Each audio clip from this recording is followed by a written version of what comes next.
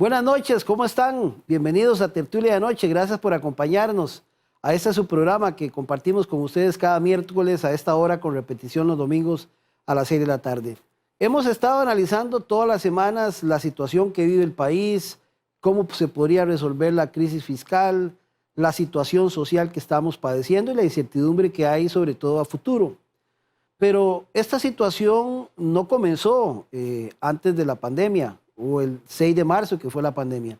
Esto viene de atrás y precisamente hoy queremos compartir con ustedes el informe Estado de la Nación del 2019 que nos habla de la situación que el país en el año anterior ya venía arrastrando y que por supuesto explotó en este año 2020.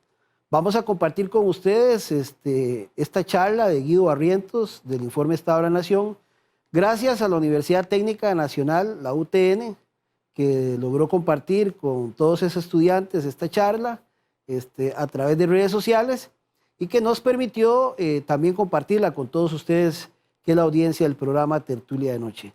Así que preste atención para que sepa y conozca y tenga argumentos de cómo estaba el país en el año 2019 y también en qué terminó o en qué término está el país en este año 2020, que es que todos esperamos que en alguna medida no solamente se espere una reactivación económica, sino que también avance el tema del progreso social, ya que en términos de pobreza el país ha retrocedido cerca de 28 años, sobre todo al nivel de desempleo que ya hay 500,000 de familias sin empleo en Costa Rica.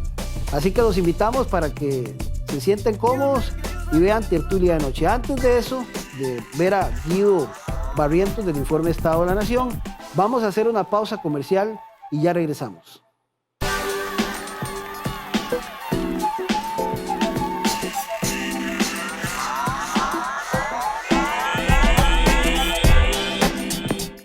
¿Cuál es la situación del país en este momento? Digamos que no propiamente hoy, pero digamos que en el momento prepandemia, ¿verdad? O sea, justo antes de que nos cayera el meteorito que se llama COVID-19, ¿cómo estaba el país? Y luego tratar de interpretar cómo, en este 2020, ¿verdad? Cómo esa pandemia nos pudo estar afectando esos indicadores y sobre todo, ¿qué está pasando con el empleo? Que tal vez es el tema que hay mayor preocupación. Y no es preocupación solo de este año, sino que ya teníamos bastantes años preocupados de que el empleo estaba siendo como el freno principal que estaba encontrando la sociedad costarricense para buscar, digamos, mayores oportunidades y mejores condiciones de vida para su población. Entonces, primero, decir, hay una... el país estaba enfrentando una situación difícil. Vean que no estoy hablando de este último año, ni siquiera de este gobierno, no. Estoy diciendo que hace bastante rato, el país estaba enfrentando una situación bastante difícil, ¿verdad? Tanto es así que esa situación ya estaba generando, ¿verdad?, algunos indicadores, no solamente que estaban, digamos, empantanados, que ya no avanzaban, sino que en algunos casos inclusive estábamos mostrando retrocesos, ¿ok? Y esta situación, nosotros en ese momento, cuando salió el último informe del Estado de la Nación, en finales de 2019, decíamos que la situación del país la veíamos nosotros que estaba enfrentando una coyuntura crítica y de pronóstico reservado. Ustedes han oído, ¿verdad?, cuando un médico habla de algún paciente y dice, ese paciente tiene pronóstico reservado. Bueno, así lo veíamos en ese momento, ¿verdad? Entonces vean que ya esta situación actual del país no es un tema coyuntural por el coronavirus, ¿verdad?, y todo lo que ha generado, sino que ya también recoge todo lo que veníamos, ¿verdad?, en la trayectoria que traíamos, de esa curva descendente que traíamos como país. Entonces, en los últimos años, ¿verdad?, se han demostrado muy pocos avances en términos de los indicadores claves del desarrollo humano del país, pero además hay desmejoras claves en términos básicamente del ingreso digno de las personas. Se nos deterioró el tema del empleo, se nos deterioró, no logramos por lo menos sacar a más gente de la pobreza, ¿verdad? Y sigue creciendo la desigualdad social en el país. Ven que son elementos que se vienen deteriorando ya desde hace rato. Y por supuesto se acumulan los efectos hoy día. Esta inercia, entonces, que estábamos reportando en el desarrollo del país, ¿verdad? Básicamente está llegando digamos, a comprometer hoy día los logros históricos que habíamos logrado como país en términos del desarrollo humano. O sea, tenemos un país que realmente ha logrado cosas extraordinarias, sobre todo en la segunda mitad del siglo pasado. Costa Rica logró avances muy acelerados y significativos. Mejoró su nivel de desarrollo.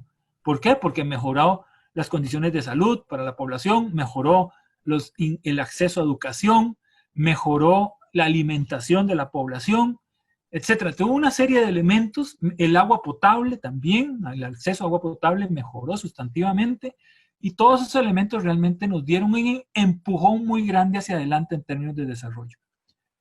Pero en todo lo que va de este nuevo siglo, ¿verdad?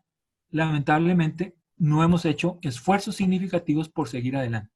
Más bien como que el empujón que nos habían dado ya empieza a gastarse y empieza el país a empantanarse, ¿verdad? Con todas las consecuencias que tiene esto. Entonces, ¿qué podríamos decir del país en términos, digamos, de antes de que llegara la pandemia y lo que pudo haber provocado la pandemia? Bueno, que la pandemia lo que está haciendo prácticamente es agudizar la vulnerabilidad de grupos de población que cada vez estaban siendo más excluidos de las oportunidades del desarrollo. Veamos algunos datos. Por ejemplo, en términos del Producto Interno Bruto, que son todos los bienes y servicios producidos en el país, más o menos nos da una idea de la capacidad de producir riqueza en el país, ¿verdad? Vean ese gráfico, la línea, los puntos del gráfico, ¿verdad? Venían ya desde hace rato en caída. La tendencia era una tendencia descendiente, ¿verdad? Y no estoy hablando, ¿verdad?, de poquitos años, sino tamaño rato ya, ¿verdad? Tanto es así que en el 2019 se estaba hablando de que logramos crecer solamente un 2,1% con respecto al Producto Interno Bruto del año anterior. O sea, es un crecimiento demasiado bajo. Y no es el único. Vean, estos anteriores estaban un poquito más grandes que el 2, pero no eran muy grandes, no llegaban pero ni a 4, vean, ¿verdad? Ese nivel de crecimiento económico ya estaba generando desde hace años dos consecuencias muy, muy serias. Una era que el gobierno no lograba recoger dinero suficiente vía impuestos para pagar todas sus deudas, por lo tanto tenía que estarse endeudando para terminar de pagar sus deudas, ¿verdad?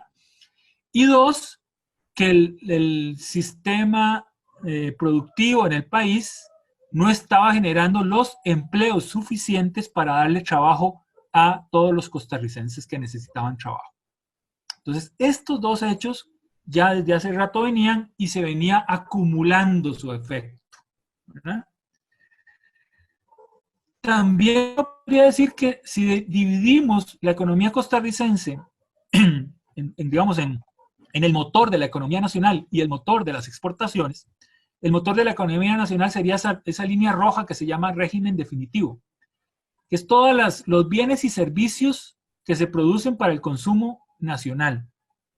Y vean que no solamente en esta línea la tendencia era hacia abajo, sino que vean ya a final del 2019 ya tocaba el cero, o sea, ya estaba estancado. Y eso es lo que resentimos o sentimos más los costarricenses, ¿verdad? Toda esa economía y servicios que nosotros consumimos que se esté estancando. Mientras que el otro extremo, la línea verde de arriba, es el régimen especial, o sea, el motor de la economía para exportar, zonas francas y todas estas empresas que exportan. Vean ahí los niveles de crecimiento son muchísimo más altos, sí, con alguna irregularidad, suben y bajan, pero bastante más altos el nivel de crecimiento. Entonces, en este país además tenemos dos economías. Si usted está en la economía para el comercio nacional, sí, la cosa está fea. Para el mercado nacional la cosa está fea. Si usted está trabajando en la economía para las exportaciones, la cosa no estaba tan fea ahí. Ahora con la pandemia sí, se hizo un poquillo más complicado, pero son dos realidades diferentes dentro del mismo país. Y la otra característica de nuestro país es esa diferencia tan grande que cada vez crece más entre ricos y pobres. Es una desigualdad, ¿verdad? Y está creciendo en el país. Vean, estas líneas que están en el gráfico son clases sociales. No son las clases sociales, digamos, marxistas típicas o, ¿verdad?, clásicas, sino más bien son clases sociales que nosotros las estructuramos a partir de algunos indicadores como nivel de educación, ingreso, tipo de empleo, etcétera, una serie de indicadores, y dividimos la población en clases sociales. La línea moradita, esta de aquí arriba, ¿verdad? Esta es la clase social alta del país, y ahí sí se ve que con el tiempo, ¿verdad?, sus ingresos han ido mejorando, han ido creciendo, con altos y bajos igual, irregularidades, pero en general la tendencia es que va creciendo. La otra clase que también se observa una tendencia a crecer, aunque mucho menor que la de clase alta, es lo que llamamos medianos empresarios y profesionales. Vean que también ahí, ¿verdad?, muestran una tendencia a crecer. Y en este país en general, ¿verdad?, a los profesionales, ¿verdad?, se les reconoce mucho socialmente y realmente, ¿verdad?, el ingreso que tienen es importante. Pero las otras clases, ¿verdad?, las otras que están aquí, que son obreros agrícolas, clases intermedias, pequeños propietarios, obreros industriales, todas estas clases, vean que su línea no crece. La línea en esos sectores está prácticamente acostada. O sea, sus ingresos no mejoran. Entonces ustedes me podrían decir, pero ¿cómo no van a mejorar si cada 6 meses hay aumento salarial en este país? Es correcto, hay aumentos salariales. Pero resulta que para estas clases sociales que no aumenta su ingreso, el aumento salarial se lo come la inflación. Normalmente la inflación se lo ha comido. Entonces, no solamente ese aumento salarial no le significó mayor capacidad de compra porque se lo comió la inflación, sino que además posiblemente hasta puede ser que pierda un poquito de salario porque la inflación creció más que el aumento salarial. Mientras que para la clase alta y la clase de profesionales medianos empresarios y profesionales, el aumento salarial, ¿verdad?, sí supera inflación. O sea, ¿verdad?, la inflación no logra llegarle al aumento salarial que tiene este sector. Pero estas diferencias sociales no solamente son claras, sino que con el tiempo, vean las distancias entre las líneas, ¿verdad?, al finales de los 80, que son estos primeros años del cuadro, son mucho menores que las distancias que tenemos hoy, ¿verdad? Hoy esas diferencias han aumentado considerablemente. O sea, la brecha social ha crecido. Ya que el dicho de que ticos igualiticos ya no, ¿verdad? Ya no. Ahora somos ticos bastante desigualitos, o sea, desigualiticos, ¿verdad? Es una nueva característica que no solamente tiene implicaciones en la mala distribución de la riqueza, sino que también tiene implicaciones serias en los problemas de violencia, de delincuencia que está viviendo el país. En muchos países del mundo se ha demostrado que entre mayor distancia social entre los grupos sociales aumenta también la delincuencia, o sea, los problemas de convivencia se multiplican. Y paralelo a esto, las finanzas públicas, las finanzas de nuestro gobierno, estaban siendo desastrosas. Vean el déficit fiscal. El déficit fiscal se contabiliza como porcentaje del PIB. Cuando el déficit está por debajo de cero, es negativo, es plata que nos hace falta, ¿verdad? Cuando está por encima, es plata que digamos que el gobierno pagó sus deudas, todos sus gastos y además le quedó un poquito de plata, ¿verdad? Eso pasó solamente en el 2007-2008, justo antitos de la crisis 2008-2009, que por supuesto se comió este colchón, digamos, este ahorro que tuvo el gobierno y profundizó el déficit. y en los gobiernos siguientes se ha seguido profundizando y profundizando. Tanto es así que en el 2018 era -6 el déficit. En el 2019 se habla de -7 y para este año 2020 se habla de -9. Así ha crecido. Pero quedémonos en el 2008, no nos vayamos muy lejos. En el 2008, con -6, significaba que el endeudamiento, este gráfico de la derecha, el endeudamiento del gobierno, que más o menos significa de cada 100 colones, cuántos son prestados, de cada 100 colones que gasta el gobierno, cuántos son prestados, pues en el 2018 estábamos hablando de 50%. O sea, de cada 100 colones, 50 que gastaba el gobierno, 50 eran prestados. Imagínense si alguna de las familias de nosotros en nuestras casas, de los gastos que tuviéramos, la mitad fueran prestados, fuera plata prestada. ¿Sería sostenible eso? Imposible, ¿verdad? Eso no se puede sostener. Lo mismo le está pasando a nuestro gobierno. Pero como el déficit, la falta de dinero crece, pues entonces recurre a más endeudamiento y más endeudamiento. Y recuerden que el endeudamiento los préstamos pues vienen con intereses. Y los intereses se van sumando y se van haciendo como una gran bola de nieve, ¿verdad? Que hoy día pesan muy significativamente en el presupuesto del gobierno. Y eso quiere decir que casi la tercera parte del presupuesto del gobierno tiene que dedicarlo a pagar deuda externa, lo cual es plata que no se ve invertida en Costa Rica, porque es plata que sale, ¿verdad? Entonces, ojo esa condición. ¿Había que resolver el problema? Sí. ¿Se trató de resolver? Sí. ¿Qué se hizo? Bueno, lo que se pudo hacer fue la famosa reforma fiscal del 2018, que generó un conflicto social enorme en el país, ¿verdad? Y que lamentablemente ya al día de hoy no han pasado ni 2 años de estarse aplicando esa reforma y se reconoce que no fue suficiente. Esa reforma no nos está resolviendo el problema, ¿verdad? Entonces tenemos un enorme problema, ¿verdad? Todavía sin resolver, ¿verdad? Y lo más grave, creo que es evidente a todos hoy, todavía no hay voluntad de dialogar para encontrar solución a semejante problema. Bueno, y otros más, pero por lo menos nos está realmente causando un dolor de cabeza muy fuerte. Entonces, vean, en el país, ¿verdad? El desempeño que estábamos viendo ya desde hace algunos años, no es nuevo el tema, ya desde hace algunos años para acá, era un desempeño negativo, donde no se estaban creando suficientes empleos en el país, donde incluso muchos grupos estaban desmejorando la calidad del empleo.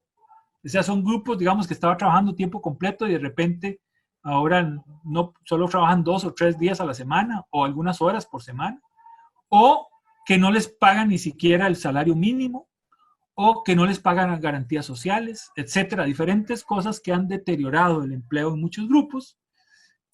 Además, se está en transformación, el mundo laboral está transformándose, ¿verdad? Entonces ahí empiezan a aparecer tipos de empleo que no es tan fácil que las leyes actuales laborales del país los cubran adecuadamente. Ahorita vamos a ver algunos casos.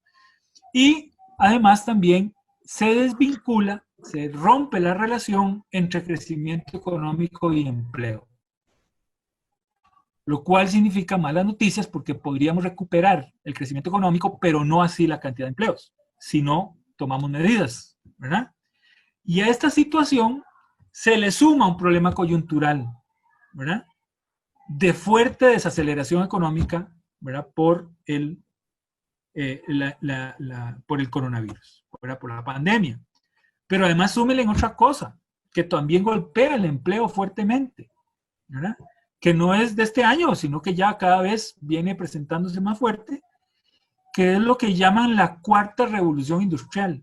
Es la tendencia moderna del sector industrial de utilizar intensivamente tecnología, por lo cual requiere mucho capital para comprar la tecnología que requieren, y generar menos empleo. O sea, necesitan menos trabajadores humanos, pero necesitan más plata para comprar tecnología para sustituir a los humanos. ¿verdad? Esa es la tendencia de la cuarta revolución industrial. Hay que preparar a nuestra población para que entre en ese mundo.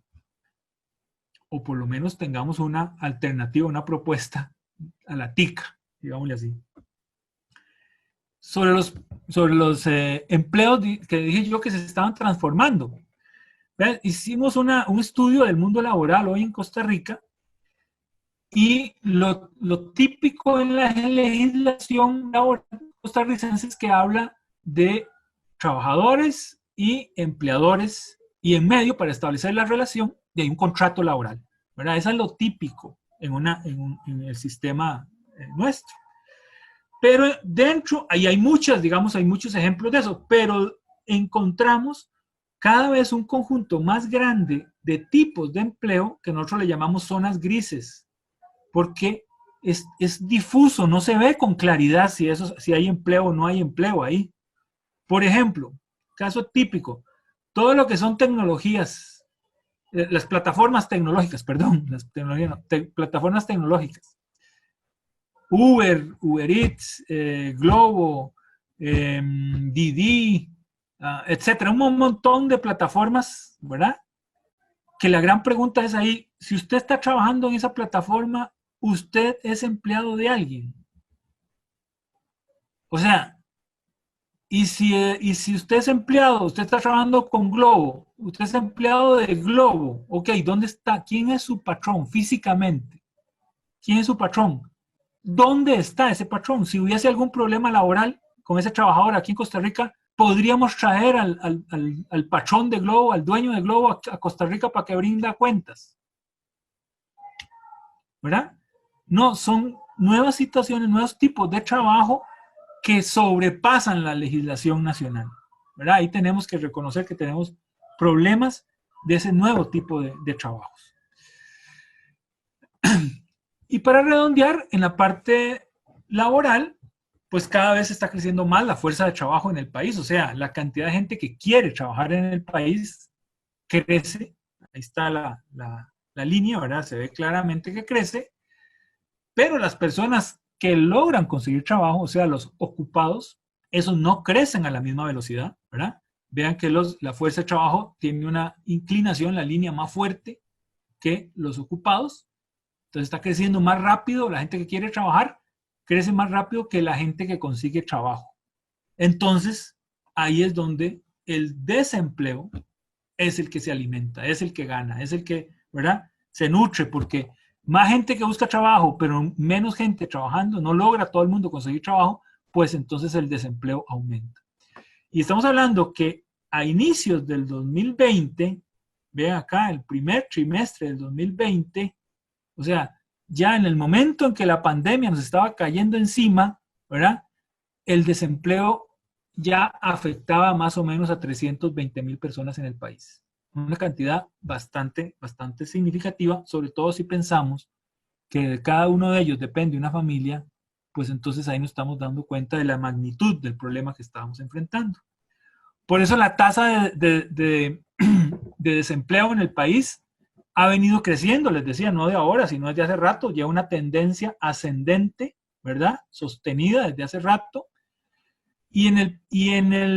Vean, al principio, en el primer trimestre del 2020, estamos hablando de una tasa de desempleo de 12,5. O sea, de cada 100 personas que buscaba trabajo, 12,5 no encontraba. Pero hoy día los datos que se habla, bueno, no, perdón, a mitad de año, a mitad de este año, a mitad del 2020, por ahí de julio, agosto del 2020, ya esa tasa se había duplicado, 25%. Claro, todo esto tenemos que corroborarlo con estudios nosotros el próximo año, pero los datos que hemos visto, efectivamente parece que se duplicó a un 25%. O sea, que de cada 100 personas, 25 no encuentra trabajo. O sea, una de cada 4 en el país, en este momento, de la gente que quiere trabajar, no está consiguiendo trabajo. Entonces, eso nos da una idea de la magnitud del problema en empleo vinculado a los problemas de crecimiento económico. Y el otro que decía era que se desvinculó, se rompió la relación entre el crecimiento económico y el crecimiento del empleo. Vean, antes de la crisis 2008-2009, con estos barras, la barra azul es el Producto Interno Bruto, lo que crece en estos periodos de años que están aquí abajo. La barra gris es lo que crece de empleo y la barra amarilla es lo que crece del empleo no calificado. ¿Por qué separamos empleo y empleo no calificado? Porque lamentablemente todavía el 60% de la población que en este país quiere trabajar ni siquiera ha completado colegio. Ni siquiera, ojo, ¿verdad? O sea, su preparación es muy baja. Por eso le llamamos no calificados, ¿verdad? Entonces, vean, en estos periodos de años, cuando había crecimiento económico, cuando la barra azul crecía, también crecían la gris y la amarilla. O sea, el empleo y el empleo de los no calificados crecía, ¿verdad?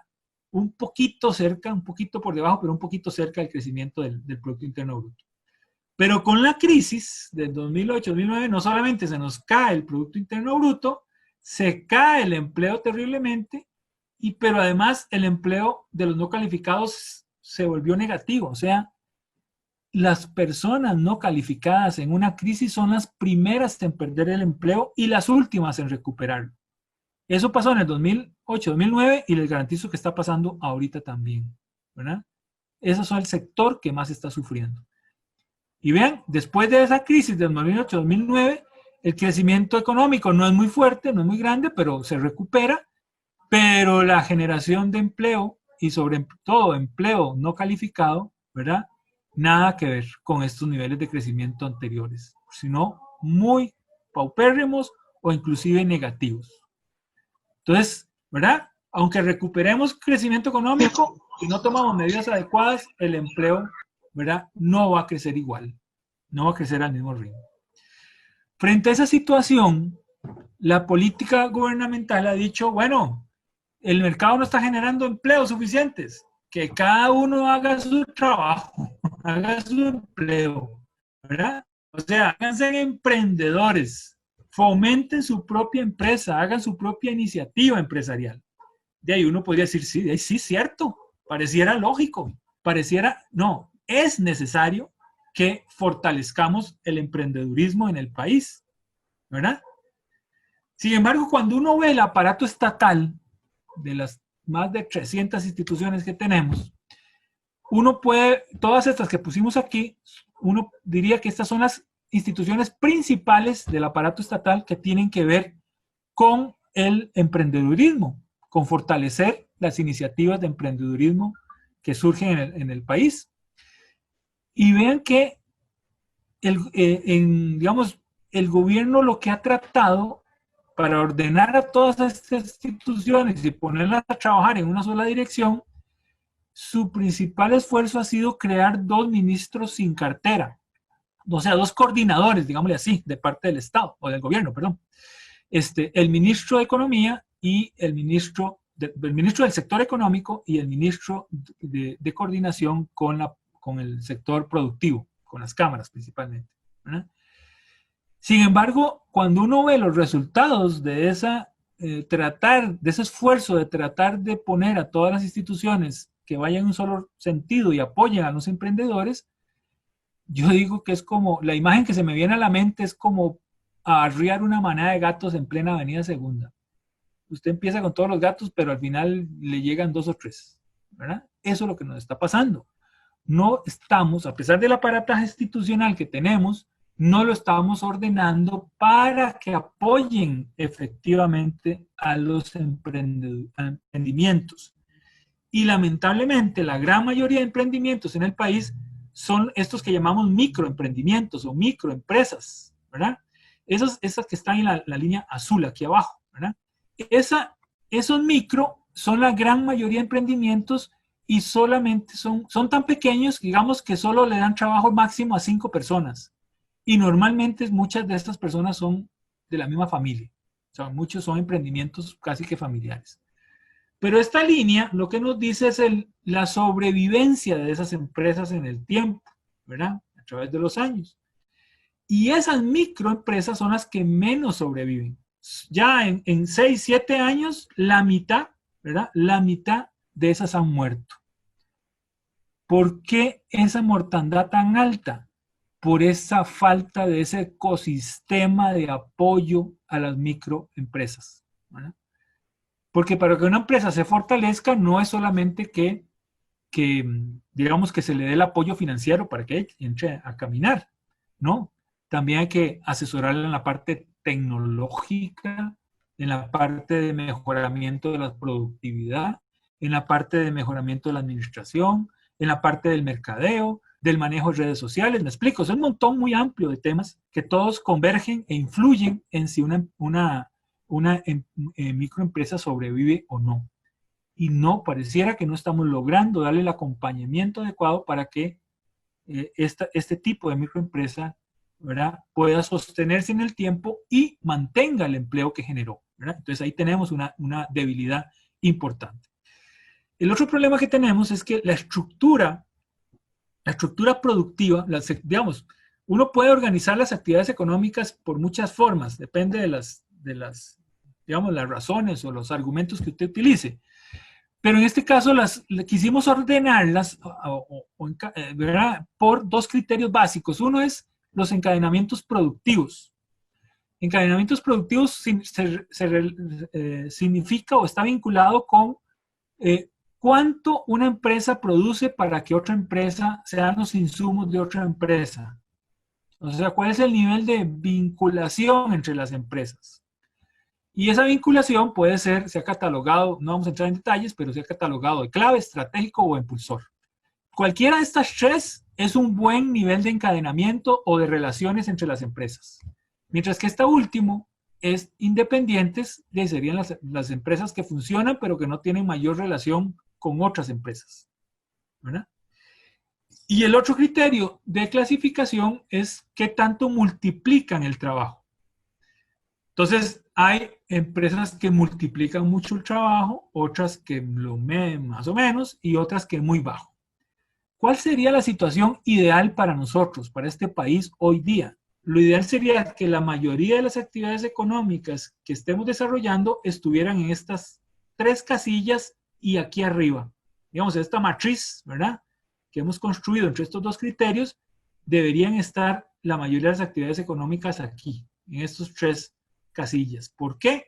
Porque ahí es donde yo garantizo que la actividad económica está siendo pujante, pero no solamente se puja entre ellas, sino también estimula el empleo.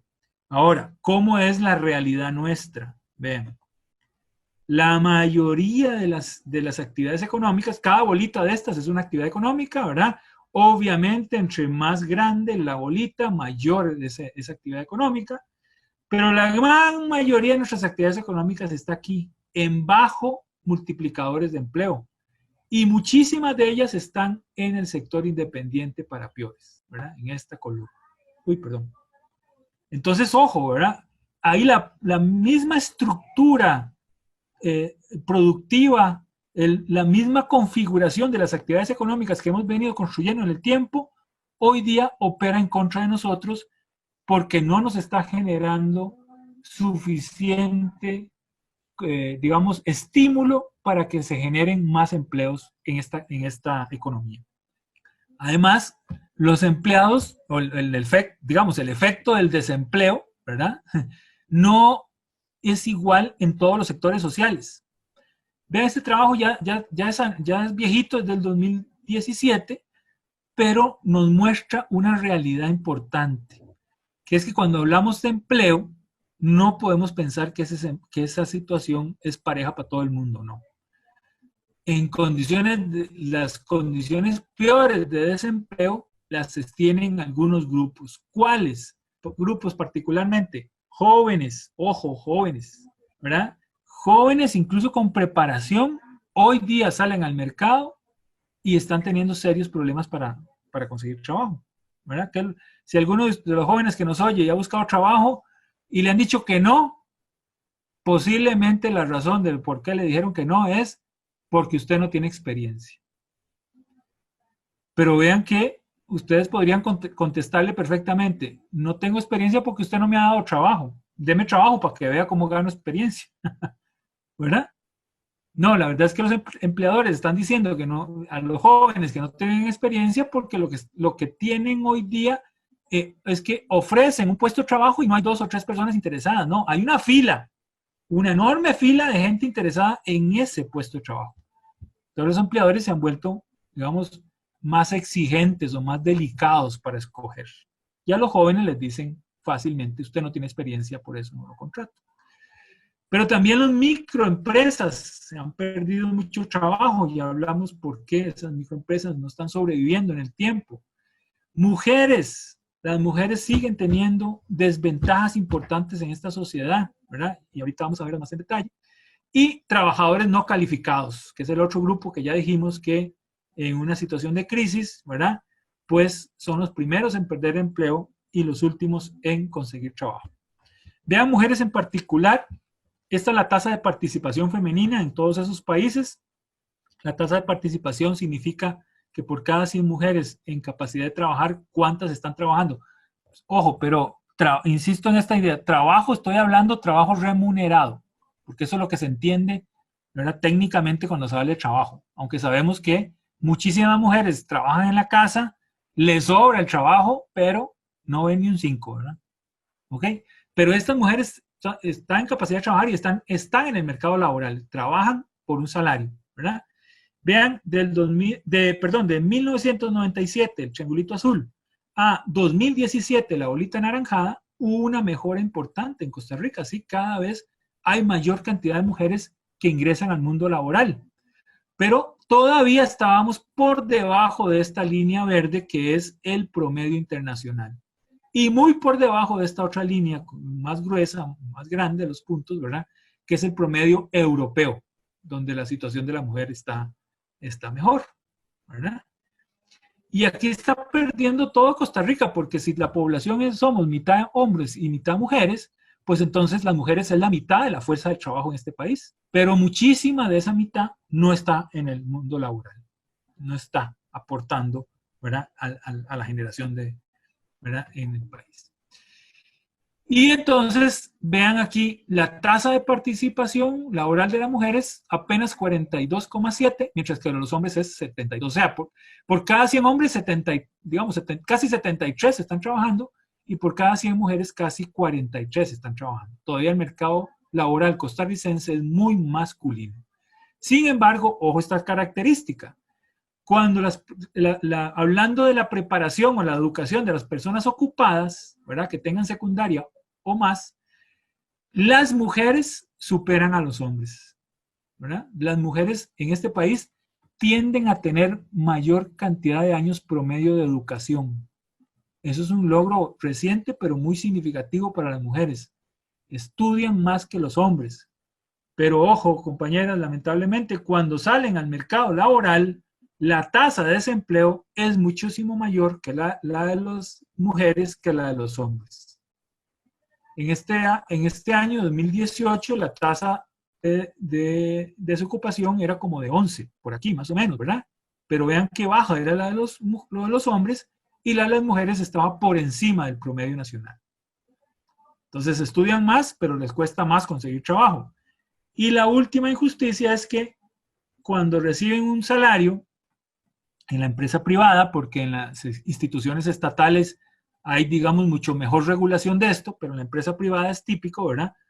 Puede ser que las mujeres, por hacer exactamente el mismo trabajo que un hombre, reciban hasta un 20% menos de paga por su labor, ¿verdad? Entonces ahí hay una condición, digamos, preocupante para las mujeres. Y finalmente, con esto digamos, del mundo laboral, de ahí, las empresas en el país más o menos vienen creciendo a este ritmo, con esa línea azul que está aquí a la izquierda, y estos son los trabajos, la línea a la derecha, los anaranjados. Tienen un comportamiento muy parecido y en ambos casos se ha desacelerado. Vean, la línea, ¿verdad? Empezó muy levantada, muy parada, pero se ha ido acostando y se ha ido acostando de generación de empresas y así también la generación de trabajos en el país. Entonces tenemos un problema serio porque se está desacelerando la generación de empresas y de trabajos en el país. Esto hay que ponerle atención. Tanto es así que en los últimos años, y no vean que, insisto, no, esto no es nuevo, sino que ya en todos estos 10 años que están aquí registrados, en términos, la barra azul es la cantidad de empleos que se crearon ese año y la barra gris es la cantidad de empleos que se perdieron ese año. Entonces, para saber la cantidad de empleos de verdad que quedaron ese año, habría que restar y esto es el producto de esa resta, estos son los números. En promedio, en esta década, en esta última década, se estaban produciendo casi 6,000 empleos nuevos por año en este país. Casi 6,000 nuevos. Demasiado pocos. Este país necesita mínimo 30,000 empleos por año nuevos. Y estábamos generando 6,000. O sea, imagínense el acumulado, ¿verdad? El acumulado de, digamos, de déficit de empleo que estábamos teniendo y que hoy nos explota en la cara, por supuesto, ¿verdad? Ahora, no es solamente un tema de desigualdades en el empleo o en el ingreso, ¿no? También tenemos desigualdades muy grandes en términos de las condiciones de vida de la población. Y esas desigualdades, pues nos han hecho que no vivamos igual toda la pandemia. O sea, toda la cuarentena, por ejemplo, que nos sometieron, ¿verdad? Todas las restricciones que nos han sometido no se están viviendo igual por toda la población. Por ejemplo, vean aquí, esta es la cantidad de casas, de viviendas en el país por tamaño de esa casa. Hay un 15% de las viviendas en el país que sí tienen menos de 40 metros cuadrados. Y hay un 27% de las casas en el país que tienen más de 100 metros cuadrados. Imagínense que una familia de 5 miembros tenga que hacer cuarentena en su casa de 40 metros cuadrados. ¿Ah? Mientras que otra familia de 5 miembros también tiene que hacer la cuarentena en su casa de 100 metros cuadrados. O sea, las diferencias son abismales, ¿verdad? De espacio, de recursos, etcétera, ¿verdad? No solo el tamaño de la casa, sino las condiciones de la vivienda también. En mal estado, ¿verdad? En mal estado hay 9% de las viviendas que están en mal estado y hay un 7% de las viviendas que ni siquiera tienen servicios básicos adecuados. Y peor aún, hay un 2% de las viviendas que tienen hacinamiento, que significa más de 3 personas en un solo cuarto. Imagínense la cuarentena, cómo les fue a esa gente, ¿verdad? Complicadísimo, complicadísimo. Y es que en el país, digamos, por los métodos de medir pobreza, que hay muchos, pero oficialmente se usan 2, el de ingreso de pobreza, que es este de acá, y el de pobreza por digamos, multidimensional, que es este otro de acá, que cuando yo los aplico, digamos, me da un resultado con cierta cantidad de familias. Pero hay familias que son pobres con ambos métodos. Entonces, si yo sumo, ¿cuántos me dan con este método? ¿Cuántos me dan con este otro método? ¿Y cuántos me dan pobres con cualquiera de los dos métodos? Si yo sumo todo eso, estaríamos hablando de un 31% de los hogares pobres antes de la pandemia. O sea, antes del 2020. ¿no? O sea, estábamos hablando de un efecto de la pobreza muy fuerte. En general, la pobreza más se mide solo por ingresos. Y si sumamos ahí ingresos, estaríamos diciendo este 12 más este 8.7, estamos hablando de un 21%. Recuerden, 21%, porque ahora al final vamos a ver cuánto se proyecta que va a crecer esa pobreza en este año 2020. Pero este tipo de pobreza por ingresos, ¿verdad? Por eso lo menciono, porque hay varias formas de medir la pobreza y en este caso vamos a hablar, al final pues vamos a hablar solo de ingresos, 21%. Y el otro factor que está generando diferencias muy grandes, ¿verdad? En la vida de las personas en el país es que el acceso a tecnologías no es igual para todo el mundo. Las tecnologías, digamos que nos resuelven muchísimo de esta pandemia, Nos resuelve poder estudiar, poder trabajar, ¿verdad? Sin, ¿verdad?, estar en contacto con otra gente.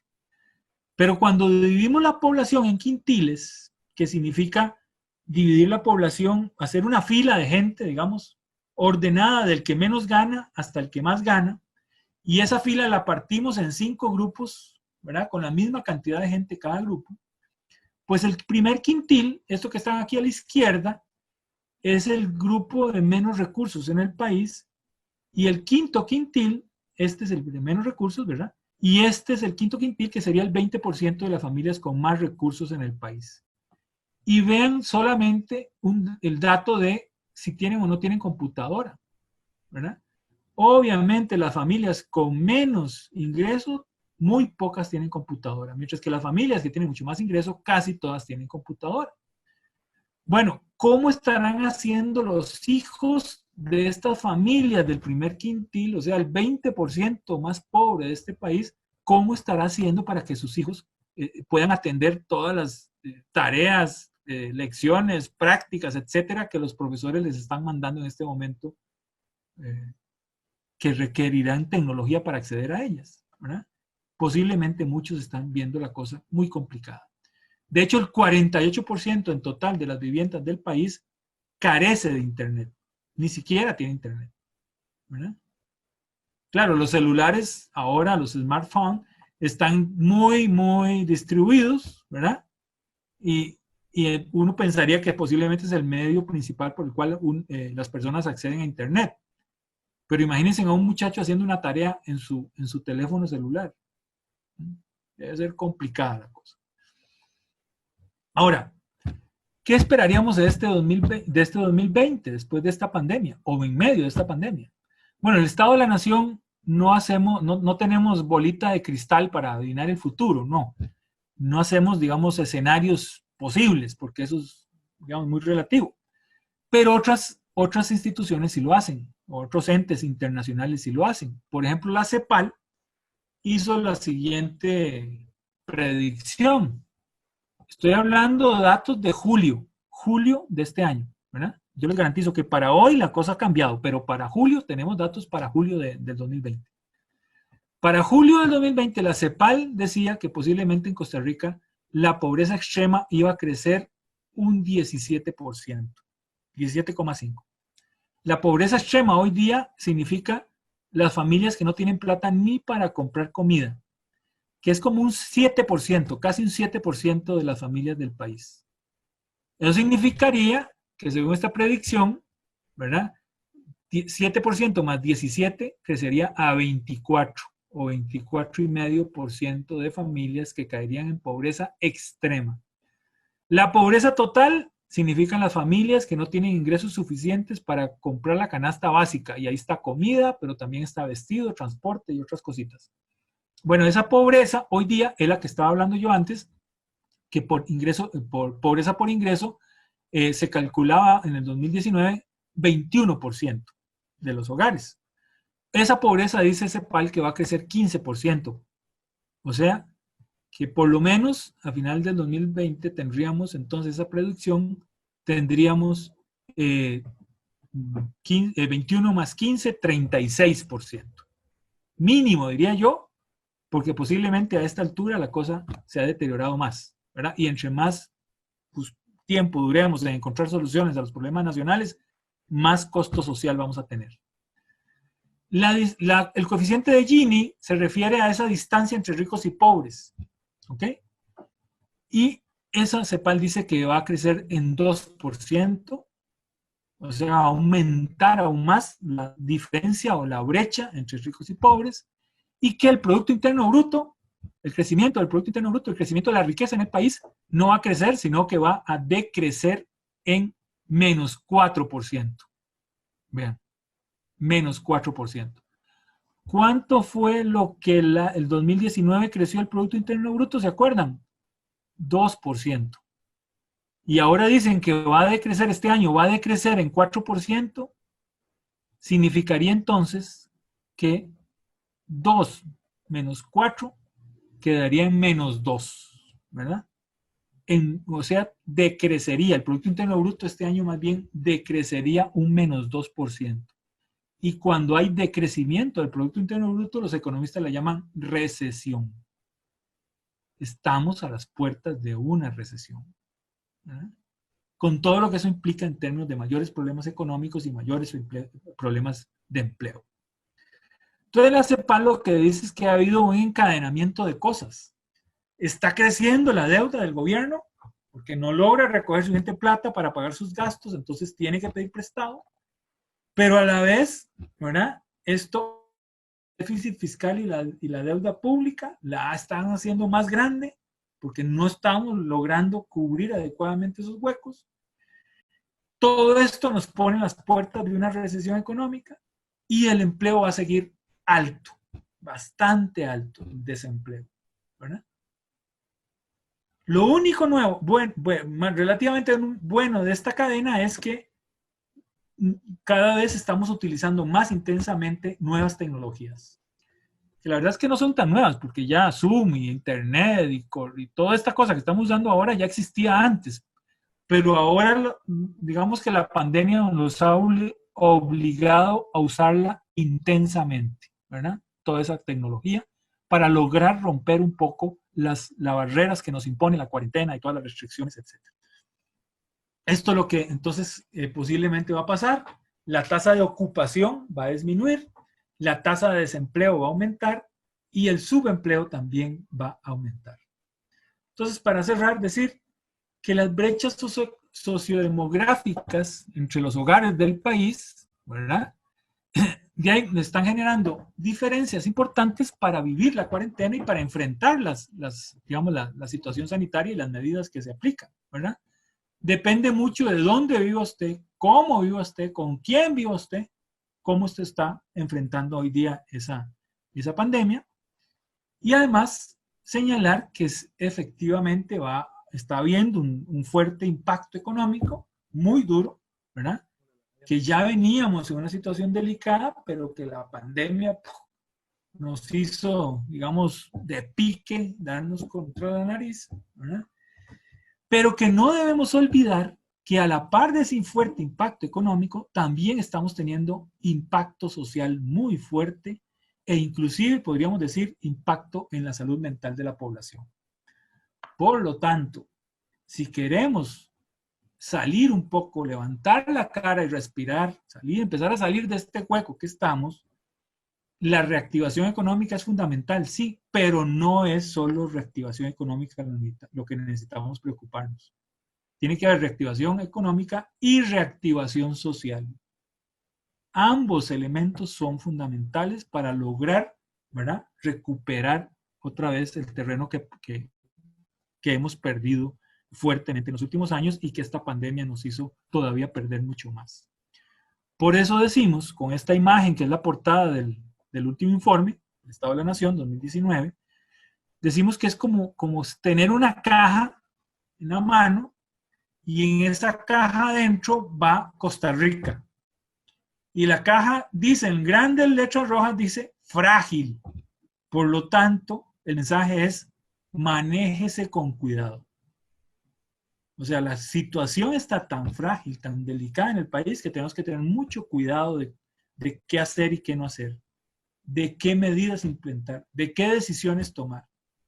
Pensando por lo menos en el futuro inmediato, en mañana. Ya no aquella preocupación que teníamos años anteriores de que Costa Rica hace rato no planificaba a largo plazo. Ya eso es cierto y sigue siendo un problema, pero hoy día la situación actual se ha vuelto tan complicada que por lo menos tenemos que resolver el inmediato. Lo inmediato hay que resolverlo lo más sabio posible para no deteriorar más la situación. Ese es un poco el mensaje que queríamos dar con este informe y tratar de hablar o de decir algo de la situación en el 2020. Ahora en noviembre de este año sale el nuevo informe del Estado de la Nación que va a tener, digamos, más desagregación y más análisis de toda esta situación, digamos, relacionada a la pandemia. Pero obviamente habrá que esperar todavía, posiblemente hasta el otro año, para hacer todavía un análisis mucho más fino.